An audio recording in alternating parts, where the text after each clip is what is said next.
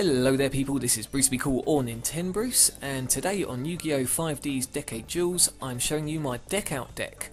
Now this has been requested by the YouTube user OneSpell, so I hope this helps you out, as well as help all you guys out. I've mentioned in a previous video that to get as many cards as possible, the best solution is with either a deck out deck or a removal deck. So yeah, again, feel free to build on this deck, but I don't think you're going to get much better. That's not me bragging, it's because this game doesn't have all the cards that you would really need. So, on with the monsters. You've got Arcana 4-0, two of them. Again, they're just there to take a beating, as well, with any deck that runs Arcana 4-0, to be honest with you. Cyber Valley, three of them. Not many people use this in a deck out deck, but this not only ends the battle phase and helps you draw a card, but it gives you the option to grab a card from the graveyard, so say like a Needleworm, or help you draw two cards and get some extra spells, traps. It's a very, very versatile card besides being a staller. So yeah, I love that card. Destiny Hero Defender, only one of them. End of the day, it's just there to take a beating. 2700 defense. Yes, it does thin the opponent's deck, but it gives them a card at the beginning of their phase, so you're giving them a free draw, so be careful how you use this card. It is just purely there for defense. One Marshmallow, just there for, again, stalling, not the burn damage. Okay, now we get to the good stuff. Morphing Jar 1, both of you discard your hands, and both of you draw 5 cards. That will clear through the opponent's deck as well as refresh your hand, and you want to try and keep that on the field as long as possible. Yeah, I'll go on about what we've got to support that, as well as the other flip effects that are coming up. Morphing Jar number 2, it can hurt your deck, but it mostly screws up the opponent's strategy. Say they've swarmed the field, you lay that, and it flips up, then all the monsters that are on the field go back to the decks, and you both flick through until you get the same amount of monsters. So if your opponent had 3 monsters that went back to their decks, he or she draws 3 monsters, possibly cutting through spells and traps, as well as monsters which are like Dark Arm Dragon, which can't be summoned instantly. Yeah, it can be ruinous, this card, but yeah, on that front, try not to cut this deck down in terms of the amount of monsters you've got. You can see in the top right corner that there's only 16 monsters here. If you cut it down any more, then Morphing Jar 2 will rip through your deck, so be careful there. 3 Needleworms, self-explanatory, discard 5 cards off the top of the opponent's deck. Fantastic. Sangan to find all your lovely little effect monsters, and Spirit Reaper just for stalling. Now, in terms of spells, you've got the Book of Eclipse, 2 of them. I find 3 can be a bit too many, and this is a beautiful card for deck out decks again, not much else. It flips all the monsters into face down defense position, so that helps with things like your flip effect monsters if your opponent's about to attack or at the end of their phase and you want to flip it up in yours. On top of that, it's got another side effect of the opponent's monsters that get flipped face down then get flipped back face up at the end of their phase, and the opponent draws that amount of cards.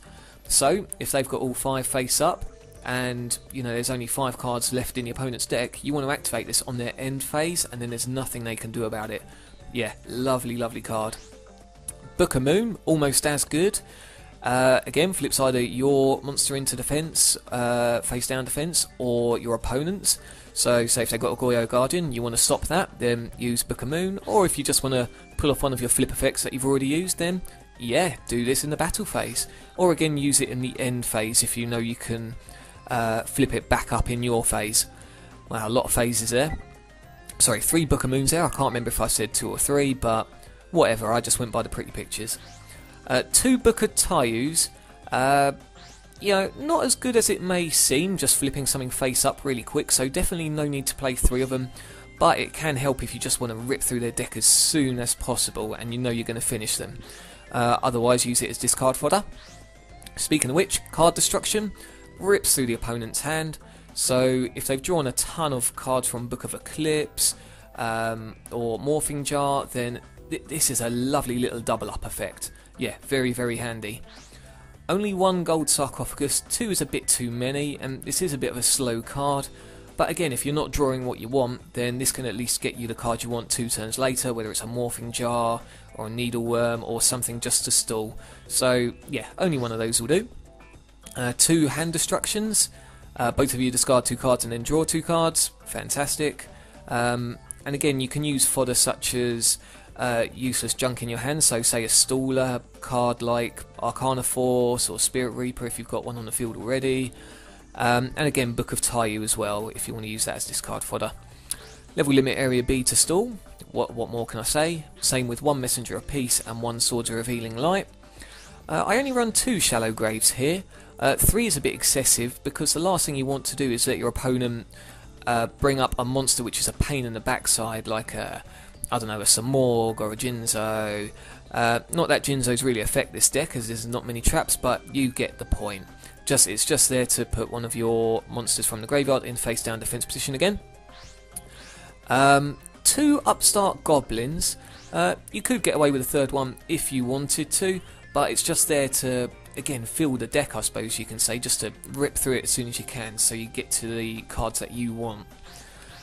2 Dark Bribes, you know, counters a spell or a trap and makes them draw, so to stop those heavy storms, Trinades, blah blah blah. 1 Gravity Bind for stalling. Now this is something special as well, Magical Hats. So in a way it's like Book of Moon, where if the opponent attacks, then you take out the useless cards in your deck, so again, Book of Taiyu or whatever you fancy, a staller card, not staller card, well, maybe, Gravity Bind, Messenger of Peace, whatever you don't need, and the main thing is it puts your monster into face down defense position again, so even if they do attack it, they're going to end up discarding. Mirror Force, that's self-explanatory, and yeah, that is it. You probably see that I've got an extra deck there. That is just to fool the opponent, or if by some mere stroke of luck they do a creature swap and give you a tuner. End of the day, it's always best to have an extra deck even if you've got no tuners. And a side deck, to be honest with you, I wouldn't really worry about, because it's, yeah, again, there's not much support for deck outs really. I've got things there for mainly against burners or perhaps a bit more stalling. Yeah, again, nothing to write home about, to be honest, people. So yeah, that is my deck out deck. Again, feel free to modify it if you fancy, but I think this is practically complete now and can win a fair few games. Yeah, leave your comments, any suggestions, or if you want to show your love, then yeah, like it. And yeah, I'll make some more deck recipes. You guys take care, and I'll see you again soon.